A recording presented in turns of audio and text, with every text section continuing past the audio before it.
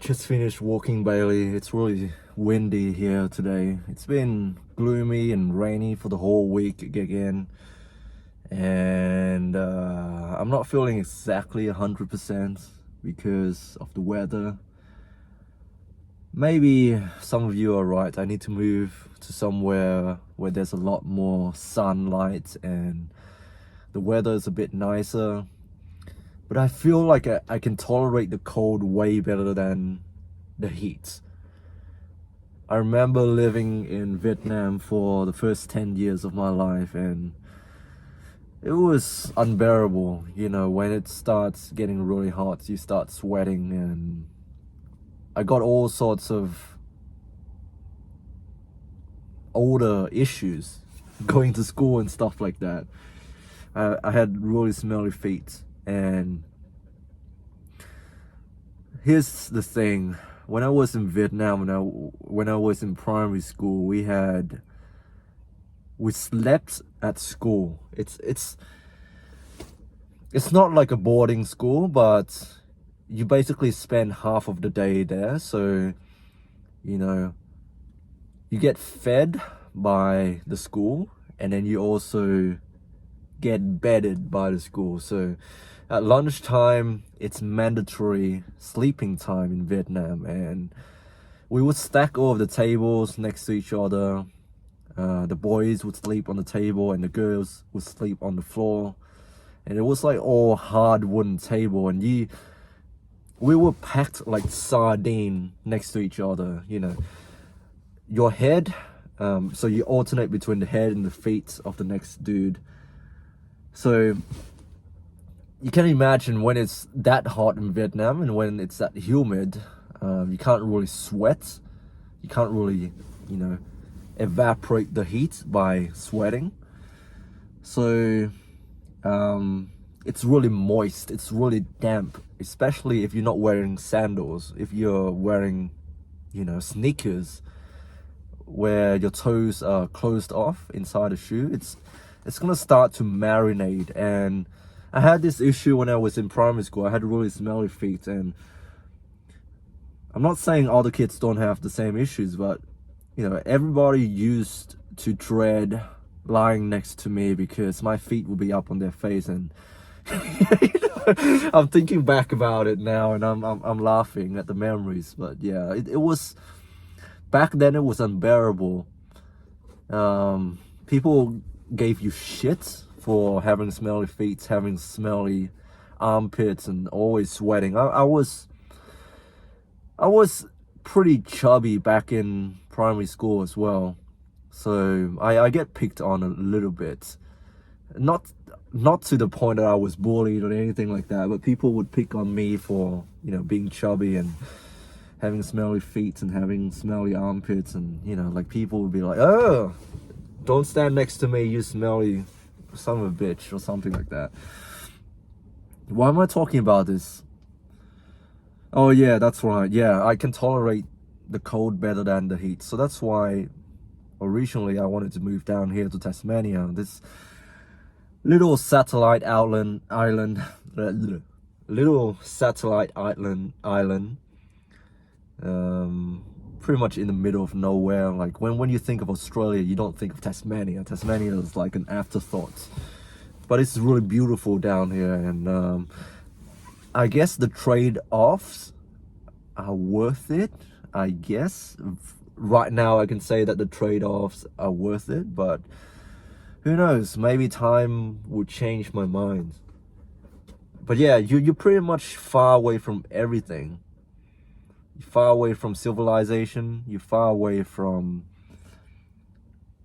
opportunities for, I don't know, like if you're a young, hungry entrepreneur and you want to, if you want to be with the top of the top, then Tasmania is not the place for you.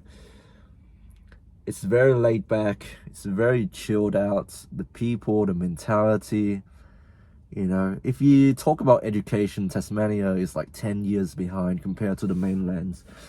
Business opportunities, developments, Tasmania way behind compared to the rest of Australia, compared to the rest of the world even. But then the trade-offs, those are the trade-offs, and the benefits you get is that you get a more slowed down pace of life. If you're not overly concerned about climbing the corporate ladder, or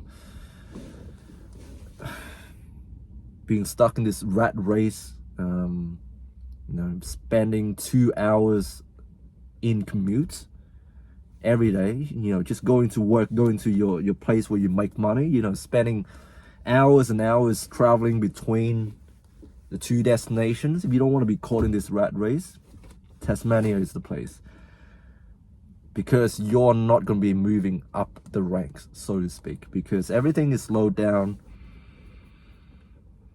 Like the mentality here is different, and I feel like that's more suitable for me. I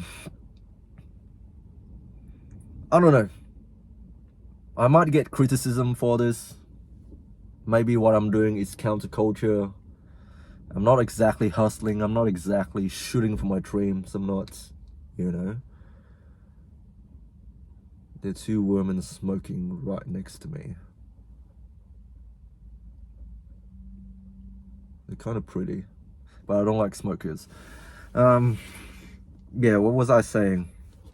I hope they didn't hear that. Yeah, I might get criticism for not wanting to be an alpha male, so to speak.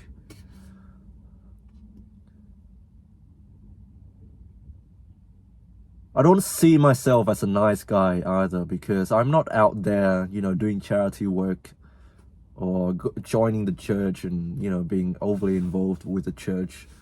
I'm not a nice guy. But I'm not, you know, like a total douchebag either.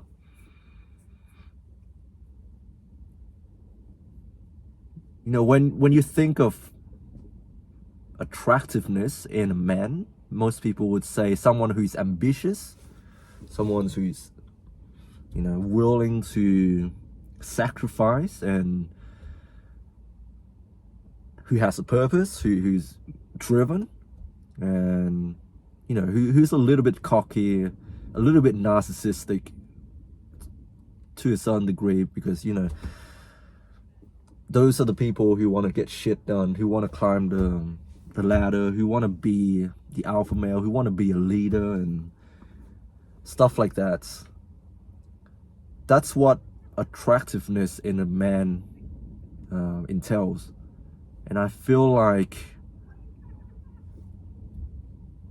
I don't fit the masculine ideals.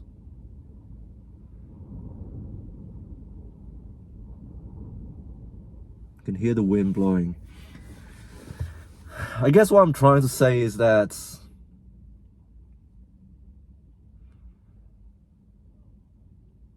I don't know. I'm driven, I'm ambitious, but for the wrong causes. You know, I want to advocate for a balanced life, a life that is meaningful to you. Man, I put a lot of value on the individual and doing things that not necessarily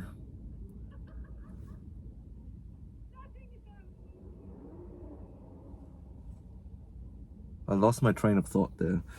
But yeah, doing things that are not necessarily popular, something that not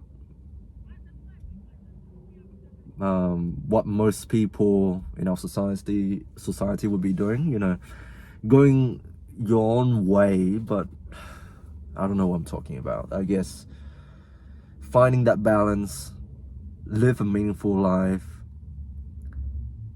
doing things that are meaningful to you,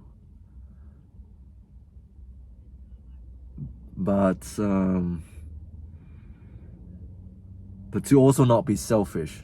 I guess that's what I'm trying to say.